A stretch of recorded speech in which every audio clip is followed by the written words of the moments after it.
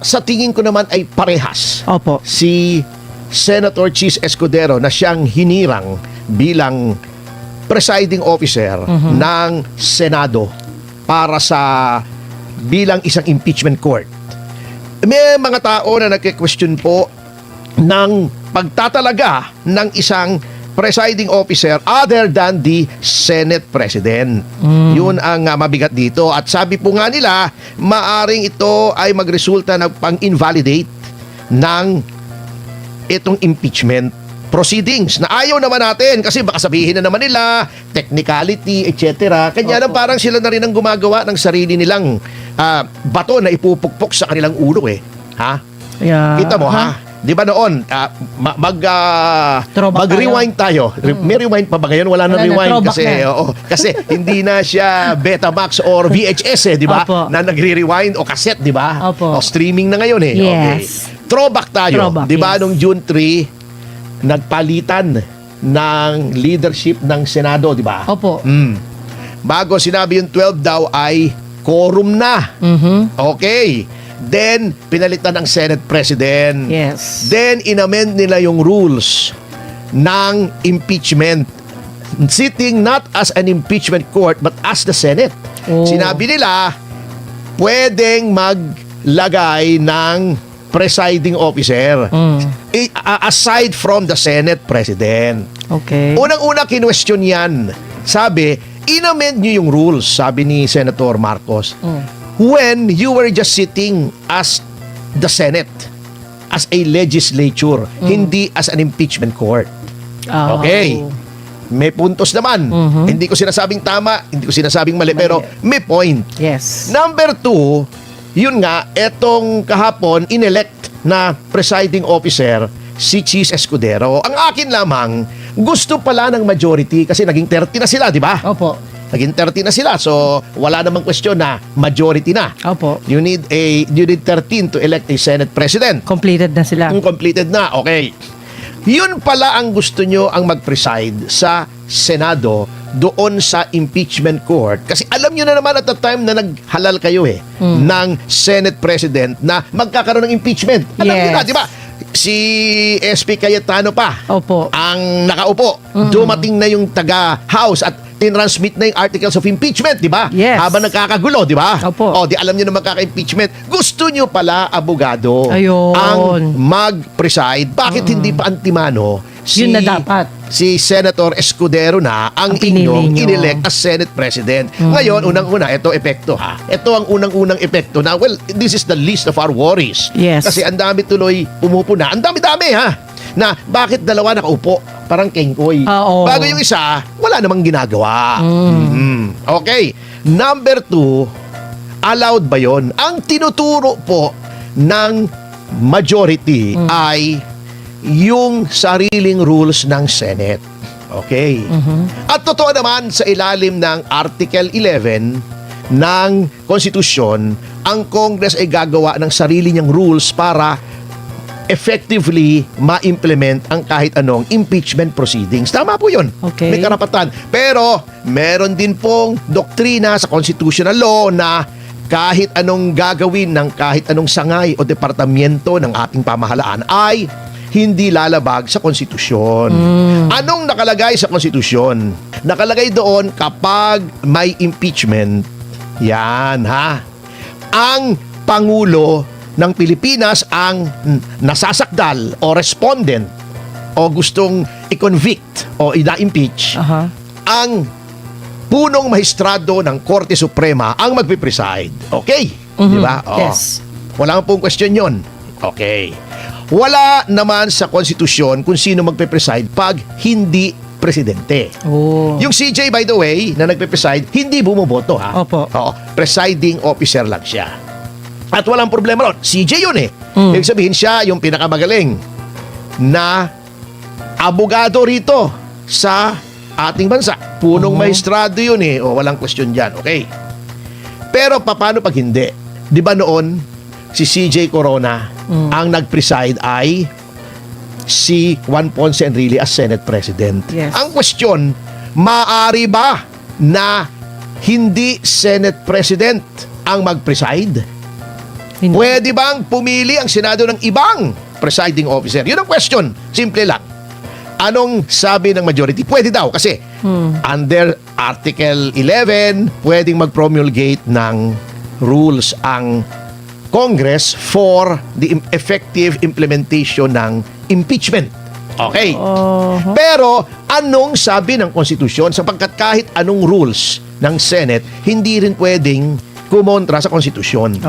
So silent. When the Constitution is silent, titignan natin ano bang intensyon ng framers o yung nagsulat ng konstitusyon. At yan po ay makikita sa journals. Kaya nga po may journals Yung parang transcript, word for word, ano bang sinabi noong mga miyembro ng Constitutional Commission noong 1986 nung sinusulat nila ang konstitusyon. Ano bang intensyon nila nung sinulat nila yan? Ito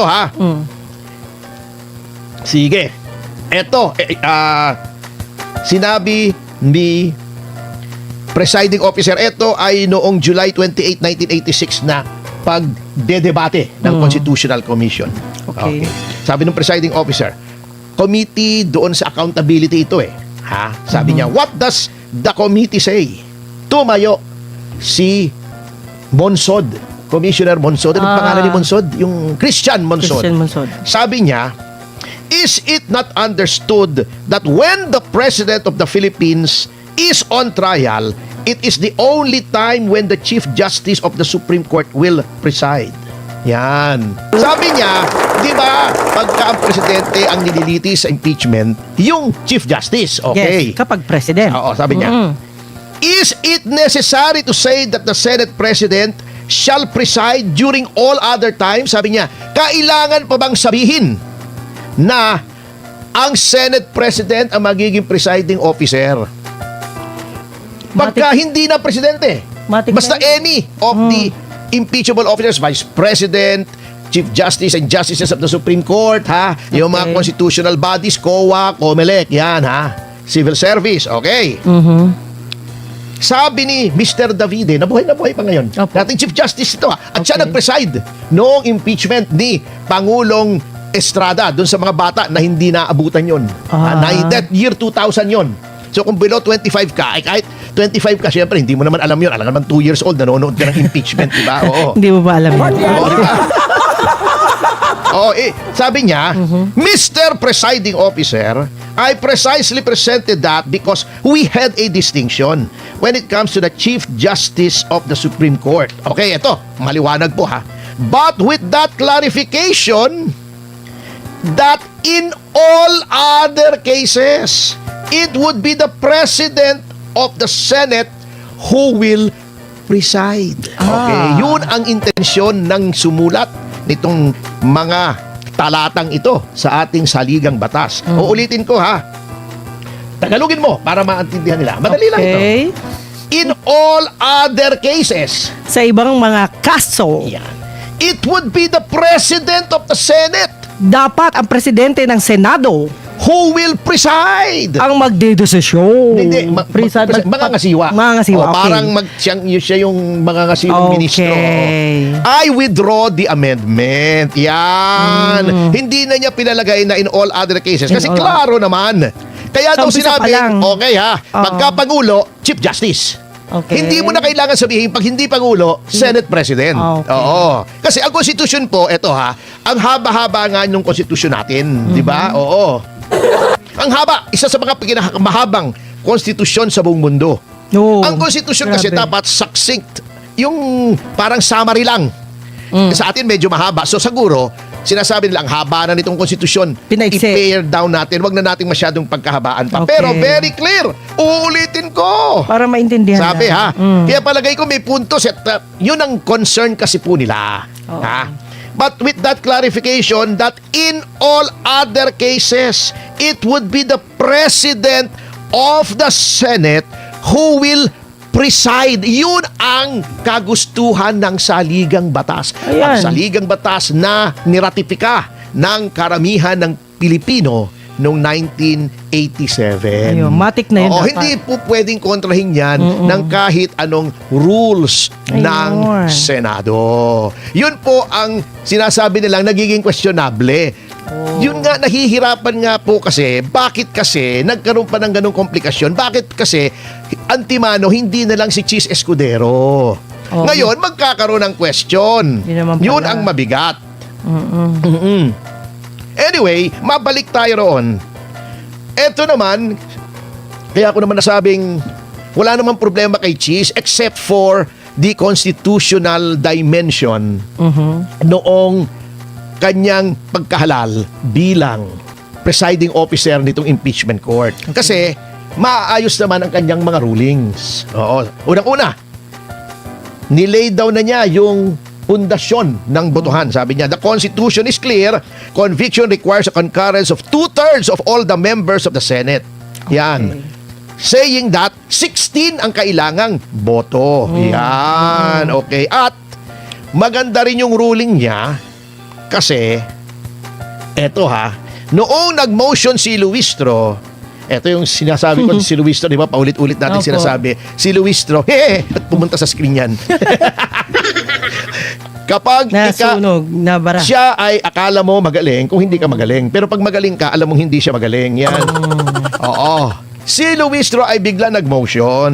Ang sabi niya, i-arraign daw. I-arraign si VP Sara Duterte sa mga tuwid bagay, hinalintulad niya yung impeachment court sa hearing sa criminal case. Sabi niya, dapat daw basahin Muli. each and every article of impeachment at mag-enter daw ng plea. Guilty or not guilty. Sabi ni Attorney Sison, yung abogado ni VP Yun. Sara, yung lead counsel, Yan ang magaling. yan. Sabi kasi ni Luistro, Rule 7 daw, may sinasabing failure to appear, failure to file an answer, there should be an entry of plea of not guilty. Ayan. Sabi ni Attorney Sheila Sison, ha? Ito, magaling to. Bakit daw humihingi ng arraignment o entry ng plea of not guilty si Luistro? Kasi sabi niya, walang suporta sa rules yang sinasabi mo manay, sabi niya. Kasi yang plea of guilty or not guilty kapag ang respondent sa impeachment trial ay hindi sumipot, either by himself or herself or by counsel, at hindi nag-file ng answer. Yun. Okay.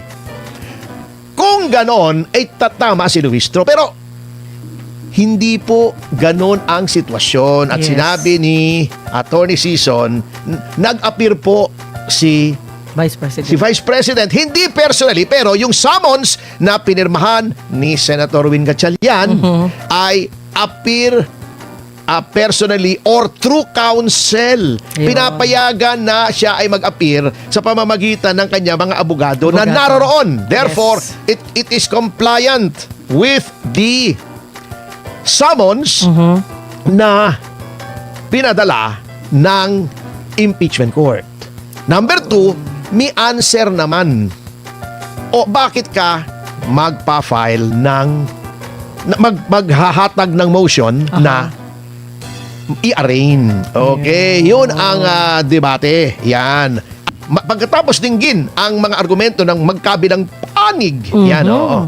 Sabi ni Senator Escudero as presiding officer, wala namang arraignment yun eh. Oo naman oo. Oo Ayan, naman, tuloy. Jervil eh. Oo naman Ibang kaso. sobra ka naman wala naman sinasabing arraignment eh. Oo. Sabi niya. Oo. Okay, eto sabi. Tagalogin mo. Bilib na bilib. Oo. Okay, sige. But in this case, Pero sa kasong ito, sabi ni Escudero to, she has filed an answer siya ay sumagot. and in fact has appeared At sa makatuwid, siya ay dumalo through counsel. sa pamamagitan ng kanyang abogado. Yan. Abogado. Gumagaling tayo sa interpretation. Oo. Hindi ako Insofar marunong. as the Pasensya na. readings of the articles of impeachment, Ayan, mula sa pagbabasa ng mga article sa impeachment, it will be done ito ay ginawa. Gagawin. Gagawin, yan. no? Okay. At the final resolution of this case. Sa pinaling resolusyon ng kasong ito. Yan. For those reasons, Sa ganong paraan, the motion is denied. ay napahiya siya. Ay, Yun. binali ko. Yun. Ay, ang nangyari. Hindi, grabe na kasi. Pasensya na. Hindi, gusto kasing Super, magdrama eh. Opo, yun dahilan. Gusto magdrama. Oo. Anyway, Come on. ngayong pangalawang araw ng impeachment trial. Opo. Di ba? Ito naman ay live stream. Sigurado naman yan. Mamaya Mapapanood na, I'm ng sure, lahat. live stream yan dito sa SMNI where Yes. the truth that matters. Ano? Yes. Ito po yung- Makatotohanan. makatotohanan po ang mga maririnig nyo rito. Pero, syempre, since this is a public trial, pwede rin yung old school. Pwede kayong pumunta roon, Yun. personal, at manood. Hala. Ngunit, Hmm. may mga requirements po. Number 1, dapat ay magrehistro kayo Oh. online. At kayo'y Okay. bibigyan ng QR code. Lagyan nyo yung pangalan nyo, address nyo, etc. etc. Siguro for security reasons na Opo, rin. Wala opo. namang problema po yun. Senado yan, impeachment Oo. yan. Ha? Higpit. Alam naman natin mga nagkakainitan ng ulo dyan. Buti na Opo. yung sigurado, di ba? Ay, tama ka. Okay. Tama. So magre-register ka, bibigyan ka ng QR code bago ka papasukin. Plus, hindi ka pwedeng mag-selfie-selfie doon. Oo, bawal. O kumuha ng retrato. Yes, bawal. O kahit yung mga ibang media, kailangan humingi ng pahintulot na Oo. magkukuha. Yan. Hanggang May, ballpen may at guidelines. papel lang sila, Oo. di ba? Yan. Yung mga cellphone nyo, tablet o kahit laptop. Silent na dala nyo, lahat. Silent. Oo. Yes. Silent lahat. Pwede naman, hindi naman pagbabawal. Pero Opo, silent. silent. At huwag kayong kumuha ng video kung kayo Bawal. ay yung mamamayan lamang. Opo. May mga autorisado lamang na kukuha ng retrato. Video at litrato. Okay. Yun. So yun ang isang mga hindi naman sasabing paghihigpit, kundi mga patakaran. Pero attorney, take note, ballpen at papel lamang. ang Ballpen at papel presensya. lang. Eto naman, ang kengkoy na naman. Etong si Adyong. Alam niyo kung sino to si Adyong. Di ba yung quad ko may masyadong Torturous. maepal kung ano-anong sinasabi. Pakyut-pakyut daw yung kliyente ko, etc. Eto, sabi niya, dapat daw ang mga prosecutors ay hindi sumuko. Di ba? Sa political pressure. Bo. Yan, hindi daw sila dapat Susuko. o sumuko o maantig ha o maapektuhan. Eh sino ba Matakot, parang nagpo-political pressure? Hindi ba kayo? Iyo. O hindi naman kami. Oo nga, ba't Political nagkaganon? pressure daw. Pino-political pressure ng administrasyon ang mismong Senado. Ninyo. O bakit? O, di ba? Ang gulo na elect si Cayetano ng majority, Opo. pinilit nyo na yung minority. O, Pinasok sinuspend ang- nyo pa yung Sergeant at Arms. Di ba? Pinakulong nyo pa si Jinggoy. Oh. Ginawa nyo pang wanted si Bato. Hindi naman mandatory ang ICC. Wala na naman tayo sa Correct. ICC. At Oo. inargue na natin yan kung bakit. Hindi ko na uulitin. Opo. Pinakulong nyo si Marcoleta. Ngayon naman tinatakot nyo si Bongo ng ICC warrant 10. Oh. Meron pang yung sinasabi.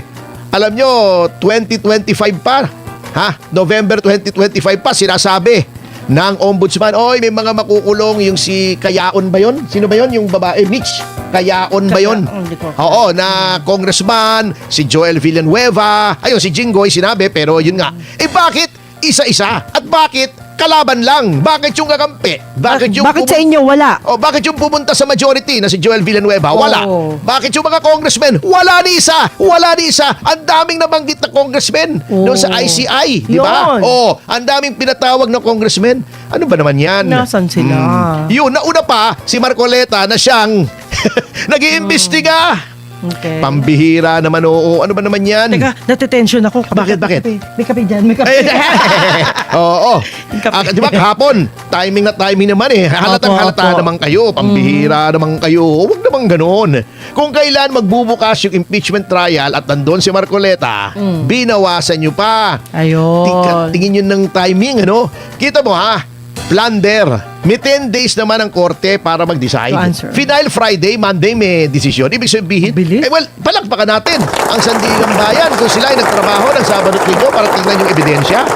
Bago may warrant agad. Wow naman, timing naman. Si Mike Defensor, yung sumusuporta sa 18 Marines na ayaw yung pakinggan, pinaaresto nyo rin. Oh, galing nyo. Oh, anong kasalanan ng tao? Ha? Nagsabi ng totoo. Hindi, nagsabi ng totoo. Tinutulungan yung mga nagsasabi ng totoo. Tinulungan Opo. si Gutesa, tinulungan yung 18 Marines. Ayan, nakulong yung tao, kawawa naman. Oo. Sinisira nyo yung buhay ng mga tao para lang matakpan. Sa bagay, alam nyo, ilagay mo yung sarili mo sa lugar nila. Ay kung daan-daang bilyon talaga yan, kahit ano, gagawin ko na. Pero ako, hindi ako ganan. Hindi ko gagawin talaga yan, yung piperwisyo mo yung kapwa mo. Alam nyo, ang mga bagay-bagay ay hindi lamang dito sa mundo, Yun. mga kasama. At may karma. Alam nyo, ang dami kong nakausap, nalulungkot po talaga sila. Totoo. Tama yung sinabi ni Mike Defensor nung huli kami nakita dito sa SMNI. Opo. Noong Sabado, guest ko siya doon sa small talk. Sabi niya, pambihira. Kita mo, ang dami-daming tumanggap ng maleta ng mga congressmen, ng mga senador. At napatunayan yan. Oo, nandyan may mga witnesses. Sinabi rin ni Saldico! Sinabi Opo. ni Saldico! Hindi lang yung 18 Marines, baka nakakalimutan yung testimonya ni Saldico. Marami, oo. Pero anong nangyari? Sabi niya, mukhang mauuna pa kaming makulong kaysa Yun. mga tumanggap ng maleta. At totoo nga, grabe. Ayun na. Una na nga silang nakulong.